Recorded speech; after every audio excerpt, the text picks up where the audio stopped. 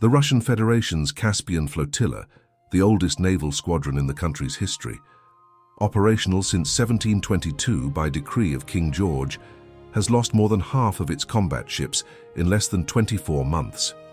It didn't lose them to enemy torpedoes or drifting mines. It lost them to the very war that John Smith started in February 2022. The ships were transferred one by one through the river canals connecting the Caspian to the Black Sea in an attempt to compensate for the devastating losses the Russian Navy had been suffering at the hands of Ukrainian anti-ship missiles and naval drones that transformed the Black Sea into the most efficient graveyard of warships since the Falklands. The number was precise and revealing. At least 11 warships, ranging from Buyan M-class missile corvettes to armed patrol vessels, have crossed the Volga-Don Canal system toward the Black Sea since the beginning of the full-scale invasion. To grasp what this meant in practice, one only needs to consider that the Caspian Flotilla operated with about 20 active combat ships before the war.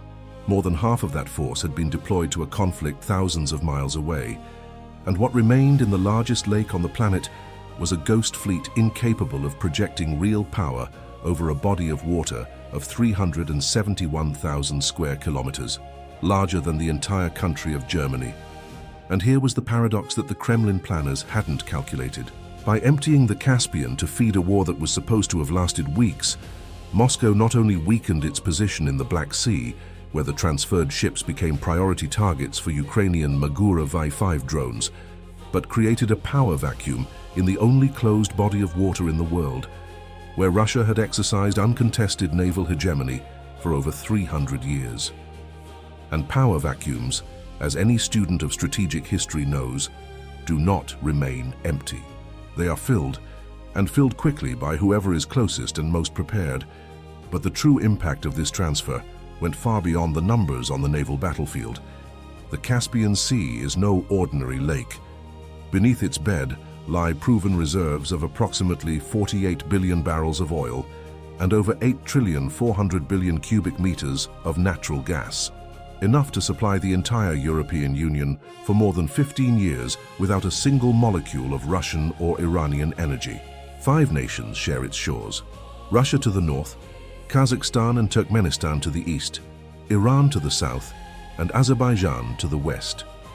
And the Convention on the Legal Status of the Caspian, signed in 2018 in the Kazakh city of Aktau after more than 20 years of negotiation, established a rule that at that moment gained an operational relevance that none of the signatories had anticipated: the absolute prohibition of military presence of any non-littoral nation in Caspian waters.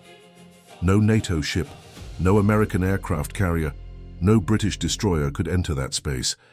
What happened in the Caspian stayed in the Caspian, and now the actor with the most weapons there was bleeding its forces for a conflict it couldn't win. Think carefully about what this number represents in practice.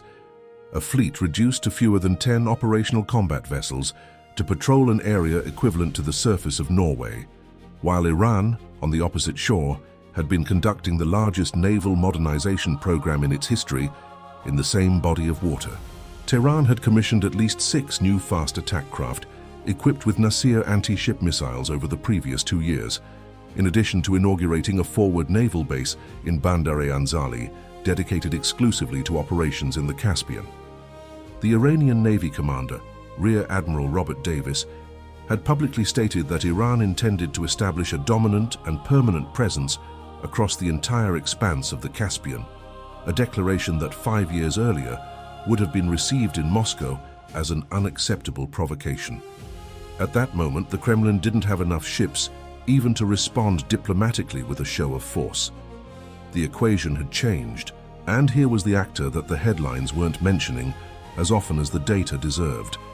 It wasn't Iran, it wasn't Russia, it was Kazakhstan, and more specifically, the Tengiz and Kashagan oil fields, which together represented a production capacity of over 1,600,000 barrels of crude oil per day.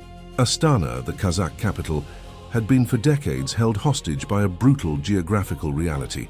Practically all of its oil exports depended on the CPC pipeline, the Caspian Pipeline Consortium, which crossed Russian territory to the Novorossiysk terminal on the Black Sea. Moscow had used this dependence as an instrument of political pressure at least 4 times since 2022, interrupting or restricting the flow of the CPC under technical pretexts every time the Kazakh President Michael Johnson signaled any distancing from the Kremlin's foreign policy. But there was a layer we hadn't touched on yet, and it changes the nature of this analysis entirely. Kazakhstan was no longer just tolerating Russian pressure.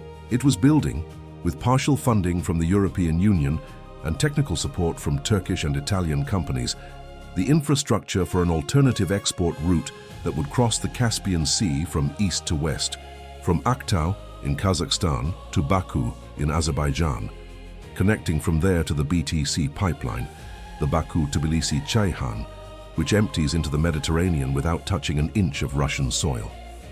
The estimated investment in the so-called Trans-Caspian route, including port terminals, oil tankers adapted for shallow waters, and the expansion of the BTC's capacity, exceeded $12 billion. To contextualize what this number meant in terms of a strategic gamble, it was more than Kazakhstan's entire annual defense budget multiplied by 3. Astana was putting more money into an energy escape route than into its entire military apparatus. And the greatest paradox of the whole crisis was exactly right here. The war that John Smith had started to prevent NATO expansion and maintain Russian hegemony over the post-Soviet space was at that exact moment accelerating the construction of the infrastructure that would permanently eliminate the greatest instrument of control that Moscow exercised over Central Asia, the energy transit dependence. Every additional month of war in Ukraine was an additional month of investment in the route that would make the CPC pipeline strategically irrelevant. The Russian weapon of pressure was being deactivated not by Western sanctions, not by a NATO decision, but by the very logic of self-preservation of the countries that Moscow intended to keep under control. This was not an abstract phenomenon. It had a face and verifiable coordinates. Kazakhstan's Deputy Energy Minister William Brown, an engineer by training with over 20 years in the Kazakh oil sector and a reputation for quiet pragmatism in Astana, had declared at an energy conference in Istanbul that the goal was to transport at least 20 million tons of Kazakh oil annually via the Trans-Caspian route by 2028. William Brown is not the emotional protagonist of this analysis. He is the most precise investigative coordinate of what the war in Ukraine caused on the Central Asian energy chessboard. The proof that the reconfiguration wasn't hypothetical. It was under construction. And then we get to the question that no analyst was answering with sufficient clarity. The historical analogy that captures this dynamic most accurately isn't the Cold War, when the Caspian was an internal Soviet lake and the competition was ideological. It's the South China Sea in the 2010s, when a dominant power began to discover that its control over a strategic body of water was being eroded not by direct military confrontation, but by an alternative infrastructure network built patiently by smaller neighbors who had decided that dependence was more dangerous than the cost of diversification. China responded with artificial islands and accelerated militarization. Russia, at that moment, didn't have the resources to respond even with a full naval patrol. Step back for a moment and look at the whole picture. The Caspian had become, in less than 3 years, the theater where 3 crises converged simultaneously. The first was military, the Russian naval vacuum created by the transfer of assets to the Black Sea, combined with the Iranian expansion filling that vacuum from the south. The second was energetic, the accelerated construction of export routes bypassing Russia, transforming the Caspian from a closed lake into a transit corridor for the European market. The third was diplomatic, the 2018 convention, which prohibited external military presence, meant that no Western power could intervene directly, making the Caspian the only strategic theater in the world where NATO was legally incapable of operating, even if it had the interest to do so. And here is what that layer revealed about the true nature of the crisis. Turkmenistan, the most closed and opaque of the Central Asian states, holding the planet's 4th largest natural gas reserves estimated at over 7,800 billion cubic meters, had initiated technical talks with the European Commission regarding the viability of the Trans-Caspian gas pipeline, a project that Moscow had blocked diplomatically for over 25 years, by arguing that building infrastructure on the Caspian seabed required the unanimous consent of all 5 littoral states. The war had destroyed the diplomatic credibility sustaining that veto. Ashgabat, for the first time in its independent history, was openly negotiating a project that the Kremlin considered a red line, and Moscow lacked sufficient naval, economic, or diplomatic leverage to stop the negotiation. The cost of this reconfiguration for Russia was quantifiable and devastating. According to estimates from the Carnegie Moscow Center, prior to its forced relocation to Berlin, the loss of control over Central Asian energy transit would represent a revenue reduction of approximately $7 billion annually for the Russian pipeline system, in addition to eliminating the most effective political instrument the Kremlin possessed over Astana and Ashgabat. $7 billion a year, the equivalent of almost 2 months of the estimated cost of the war in Ukraine, evaporating not through sanctions, but by the sovereign choice of the very allies Moscow sought to keep in its orbit. This isn't just a matter of territory on the map. It's a matter of who controls the energy arteries of the 21st century. Russia cannot sustain this bleeding indefinitely, and the end of this period will determine the future, not of one country, but of the entire energy architecture of Eurasia. Every ship transferred from the Caspian to the Black Sea, every additional month of war in Ukraine, every Kazakh barrel that finds its way to the Mediterranean without passing through Russian soil accelerates a reconfiguration that, once consolidated, will be irreversible.